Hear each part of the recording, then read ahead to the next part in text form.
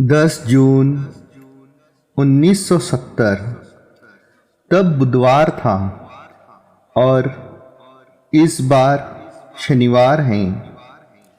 आज इस शुभ राज तिलक का अलौकिक दृश्य आज भी गुरुमुखों की आंखों में उसी प्रकार साक्षात है कि जब श्री श्री 108 श्री परमहंस अवतार श्री सद्गुरु देवदाता दयाल जी श्री तृतीय महाराज जी की दूर दरगाही मौज अनुसार एवं श्री श्री 108 श्री परमहंस दीनदयाल जी श्री सद्गुरुदेव श्री चतुर्थ महाराज जी के दूर दरगाही वचनों अनुसार हमारे परम आराध्य देव परम इष्ट देव हर एक के दिल में विराजमान महाप्रभु रेशमी वस्त्र धारण कर सुंदर चौकी पर विराजमान हुए और प्रथम परम आदरणीय महात्मा योग आत्म आनंद जी और महात्मा योग प्रकाश आनंद जी ने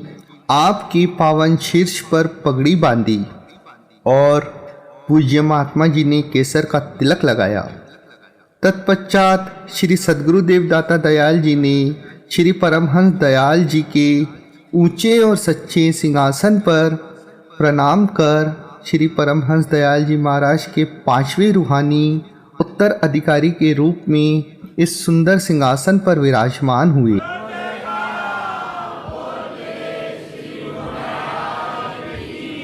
आपके मुखारविंद पर आपके शुभ्र बाल पर जो अलौकिक तेज, उसके सामने करोड़ों सूर्य और चंद्रमा का तेज भी फीका पड़ने लगा।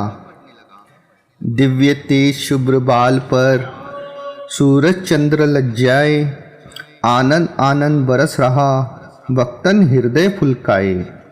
जग के पालनहार प्रभु त्रिलोकी के नाथ तख्त रूहानी विराज रहे श्री परमहंस जी महाराज। जय जयकार गूंज उठे, वजे शंख और नाद। आज के शुभ राज तिलक की सबको लाखों लाख मुबारकबाद।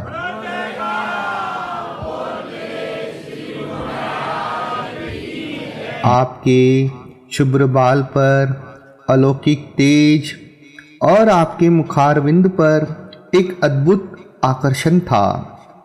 ये वो आकर्षण था कि जब सद्गुरु देवदाता दयाल जी सुंदर सिंहासन पर विराजमान हुए तो संस्कारी रूहें दीवानों की तरह श्री चरणों में आने लगी और शरणागत होने लगी।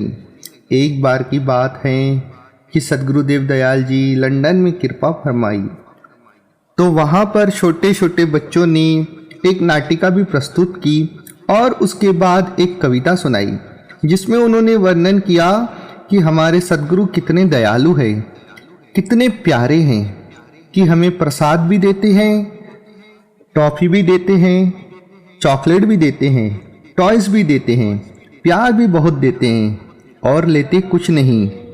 तो श्री गुरु महाराज जी ने जब ये सुना तो मुस्कुराने लगे और फरमाया कि हम बेशक अपने प्रेमियों पर प्यार भी लुटाते हैं, प्रसाद भी लुटाते हैं, टॉफियाँ भी देते हैं, भक्ति भी देते हैं, शक्ति देते हैं, लेकिन मुफ्त में कुछ नहीं देते। ये सब कुछ तो देते हैं लेकिन उनका दिल ले लेते हैं।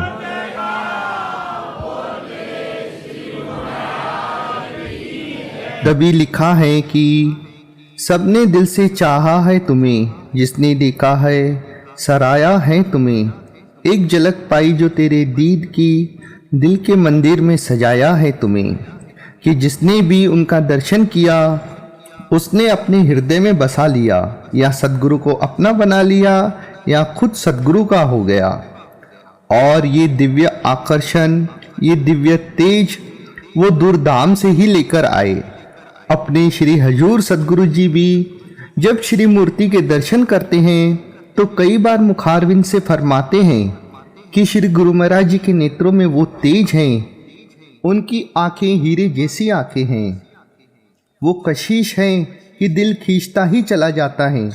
तो ये जो आकर्षण है ये दूरधाम से लेकर आए थे। जब अवतरण हुआ तो जिस परिवार में अवतरण हुआ उस परिवार के लिए आकर्षण का केंद्र थे। जिस ग्राम में अवतरण हुआ उस ग्राम के आकर्षण का केंद्र थे। जिस गुरुद्वारे में भजन के लिए जाते थे, गुरुद्वारे के सेवादार भी उनके इतने दीवाने थे कि उनके आने की प्रतीक्षा करते थे। और जब स्कूल में पढ़ने के लिए जाते तो छात्रों के आकर्षण का केंद्र तो थे ही, जो वहाँ के अध्यापक थे उन्हें भी इनके अंदर ईश्वरीय नूर नजर आता था। श्री सद्गुरुदेव महाराज जी बतलाते थे कि उनके अध्यापकों में एक रज्जाक मोहम्मद थे।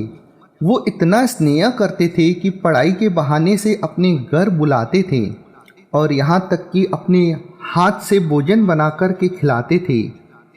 और जब श्री सद्गुरुदेव दाता दयाल जी श्री आनंदपुर आश्रम वादो गली में गए तो परम आदरणीय महात्मा दया आनंद जी और परम आदरणीय महात्मा श्रद्धा आनंद जी ने जब इन्हें देखा तो इनके रूप में उन्हें ईश्वरीय रूप नजर आया।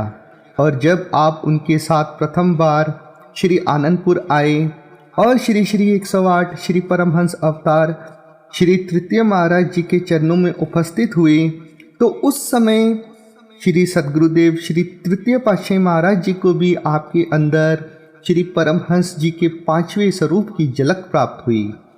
और आपके इस दिव्य स्वरूप और अलौकिक आकर्षण के अनुरूप ही आपका शुभ नाम भी रखा कि जिनका पावन दर्शन करते ही तन मन और आत्मा अलौकिक आनंद से भरपूर हो जाती है। ये महापुरुषों की महिमा है और इसे महापुरुष ही जानते हैं। जैसे कि अभी सद्गुरुदेव दयाल जी ने अपने पावन वचनों में फरमाया कि परमहंस दयाल जी की दूरदरगाई श्री मौज से बना भक्ति परमारथ और रूहानियत का ये श्री आनंदपुर दरबार दुनिया में लासानी दरबार है। ये महापुरुषों के अथक परिश्रम से बना है। इसके कण कण पर महापुरुषों ने अथक परिश्रम किया है और ये गुरुमुखों से छुपा नहीं है।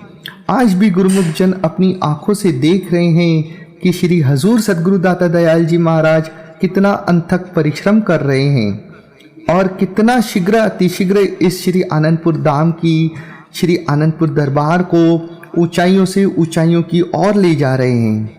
लेकिन उद्देश्य क्या है महापुरुषों का? श्री सद्गुरुदेव दाता दयाल जी ने अपने पावन वचनों में फरमाया कि केवल जीवों का कल्याण, जीवों को भक्ति की दात से माला माल करना है और जीवों को जन्म और मरण के दुख से छुड़ा कर के परमात्मा से एकाकार करना, यही उद्देश्य है। और जो सेवक सद्गुरु की आज्ञा में चलते हैं, इस दरबार की विशेषता ही ये है, जो भी सेवक यहाँ आता है, चाहे वह कोई स्थायी निवासी है और चाहे वो अनुयायी है, हर एक सद्गुरु के हुक्म की पालना करने को आतुर है, क्योंकि उसके हृदय के अंदर एक ही भावना है कि मेरे सद्गुरु सदा मुझ पर प्रसन्न रहे। जिस प्रकार हमने महापुरुषों की जीवनी में देखा है, पढ़ा है, सुना है कि उन्होंने स्वयं अपने अपने इष्ट देव महाप्रभु के वचनों पर अपने जीवन को कुर्बान किया है और हमें यह सिखाया है, अगर कुछ पाना चाहता है, अगर इंसान वो सच्ची वस्तु भक्ति की प्राप्त करना चाहता है तो उसे सद्गुरु के हुक्म पर ही कुर्बान होना होगा। महापुरुष भले सदैव भिन्न प्रकार की लीलाएं करते हैं, लेकिन सदैव उद्देश्य उनका यही होता है कि वो हमें अपने लक्ष्य की ओर याद दिलाते रहें और हमें वही वस्तु प्रदान करते हैं जो हमारे लिए लाभदायक हैं, जो हमारे लिए आनंददायक हैं, जो हमारे लिए सुख देने वाली हैं, जो हमें परम शांति देने वाली हैं। ऐसे ही हमारे सद्गुरुदेव दाता दयाल जी का अनोखा रूप था कि जो भी उन्हें देखता और जिस इष्ट में भी उनका विश्वास होता, उसे उसी रूप में दर्शन होते। एक बार की बात है कि दुबई के अनन्य भगत थारी जी अपने एक अरेबियन मित्र को यहाँ श्री आनंदपुर ले आए। बहुत से गुरुमुख जन इस समय उपस्थित होंगे जिन्होंने देखा होगा, क्योंकि वह अपनी अरेबियन वेशभूषा में ही यहाँ आए थे। तो जब उन्होंने श्री परमहंस दयाल जी की रचना देखी, श्री आनंदपुर धाम के दर्शन किए, तो उनके मुख से ये निकलने लगा कि अगर दुनिया में कोई जन्नत है तो यही है, यही है, यही है। और जब वो श्री गुरु महाराज जी के पावन दर्शन करने को पहुंचा और जैसे ही उसने श्री गुरु महाराज जी के पावन दर्शन किए तो फिदा हो गया और कहने लगा कि अगर दुनिया में कोई खुदा है तो यही है, यही है, यही है।